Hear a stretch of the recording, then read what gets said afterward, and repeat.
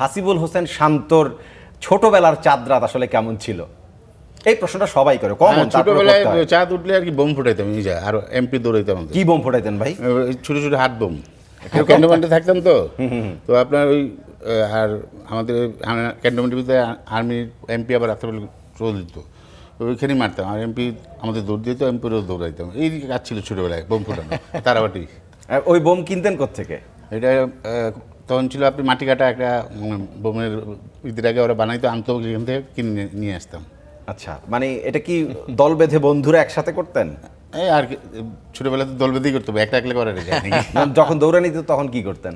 যে দিয়ে এবারে দৌড়, বাসায় যায় বিষয় পয়সা থাকতো। কখনো ধরা খান নাই?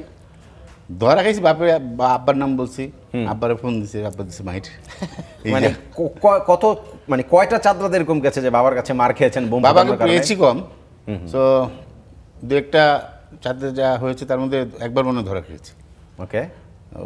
এছাড়া মানে 84-এ আব্বা মারা গিয়েছেন, তখন বেশি বড় না, 4-এ পড়ি মনে হয়।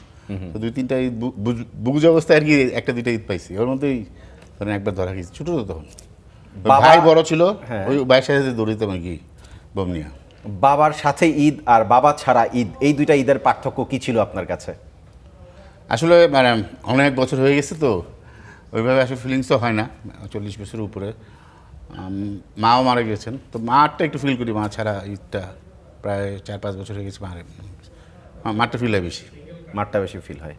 হান্নান ভাই, আপনার ছোটবেলার ঈদ, আপনার চাঁদ রাত, আপনি খিলগাঁয়ে বড় হয়েছেন, শান্ত ভাই ক্যান্টনমেন্টে বড় হয়েছে, একটু আলাদা দুইটা এলাকা, আলাদা ভাইব। আপনার ভাইব কেমন ছিল? আমার খিলগাঁয়ে যেটা মনে পড়ে, আমরা আসলে ফ্রেন্ডরা ওই রাস্তায় ঘুরে বেড়াতাম।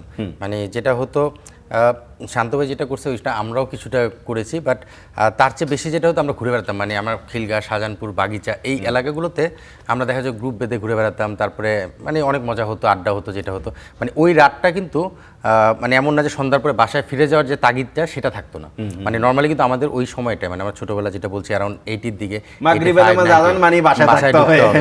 ওই রাতটা এমন ছিল যে ওই রাতে বাসায় তাড়াতাড়ি যেতে হবে, এই তাড়াটা ছিল না।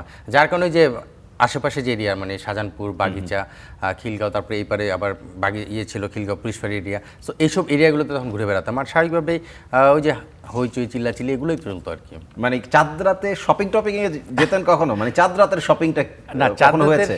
শপিংটা বলতে সেটা আবার একটা ডিফারেন্ট সিনারিও, বিকজ আমি একটু আর্লি যেহেতু খেলা শুরু করেছি, ইনকামটা একটু আর্লি করা শুরু করেছি। আমার বন্ধু বান্ধবরা হয়তো বা সেভাবে আর্থিকভাবে তখনও সচ্ছল না যতটা আমি আর্লি স্টেজে হয়ে গিয়েছিলাম। তো চাঁদ রাতে যেটা হতো, একটা সময়ের পরে যখন এসএসসি পাস করি, তারপর থেকে আমি মোটামুটি টাকা ইনকামও শুরু করি। তো স্বাভাবিকভাবে তখন দেখা যেত যে পলয়েল মার্কেট আমার কাছাকাছি, পলয়েলে যেতাম বা মৌচাকে যেতাম, এইসব এরিয়াগুলোতে। মানে ওই যে যেটা হতো 8টা-9টার পরে যেতাম, 10টা-11টা পর্যন্ত এখানে থাকতাম। সেলুনে একটু তো যাওয়া হতো।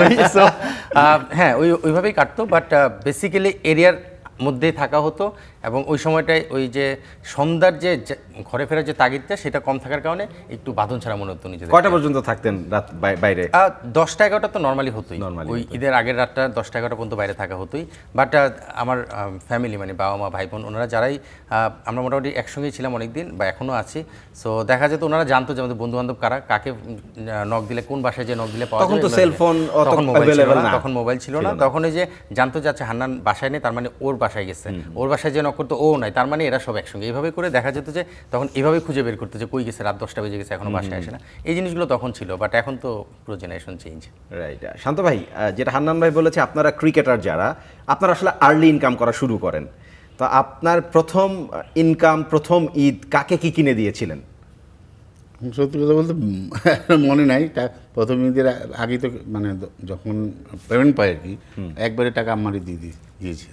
তো আম্মা কি করেছে আম্মা জানে আর কি, কাউকে কিনে যে দিব ওইভাবে আসলে প্রথম, মানে যেটা মামলানি প্রথম পাই টাকা। কত টাকা পেয়েছিলেন শান্ত ভাই? 60,000 টাকার মতো মনে হয়। আচ্ছা, তখন আপনার বয়স 93-তে হবে। 93-তে আমার বয়স 60,000 টাকা যে দিচ্ছে, এটাই তো আমি অবাক। আমি টাকা ছাড়া খেলতে মানে আমি যে মোহামেডান ক্লাব, আবানি ক্লাব, আসলে আমার ওগুলো মাথায় ছিল না। আমি খেলার কাজ খেলতেছি, মানে আমি জানি যে এই অল্প বয়সে মোহামেডান ক্লাবে এখন বুঝি কেউ যাইতে চায় না সিনেমা, মানে এখানে সব বড় বড় প্লেয়াররা, আসলে আমি বুঝিই না। যে খেলছি মানে কাজ হয়ে গেছে আর কি, লাখ ফেভার করছে। তো যদি বুঝতাম যে না বড় ক্লাবে ফার্স্ট যাওয়া যাবে না, তাহলে হয়তো যেতাম না। মানে একসাথে 60,000 টাকা যখন হাতে দিয়েছে, ক্যাশই তো দিয়েছে নাকি? হ্যান্ড ক্যাশ নিয়েছেন? নিয়ে মানে তখন কেমন ফিল হচ্ছিল যে 60,000 টাকা আপনার হাতে, মানে 93 সালের কথায় সেটা? ফিল কি বলবো, মানে বাসায় টাকা দিতে পারছি এটাই আসলে, পড়াশোনা করতাম না তো সারাদিন খেলতাম, মানে কম পড়ছি আর কি। তো ওই টাকাটা দেওয়ার পরে একটু বাসায় মানুষ ঠান্ডা হয়েছে আর কি।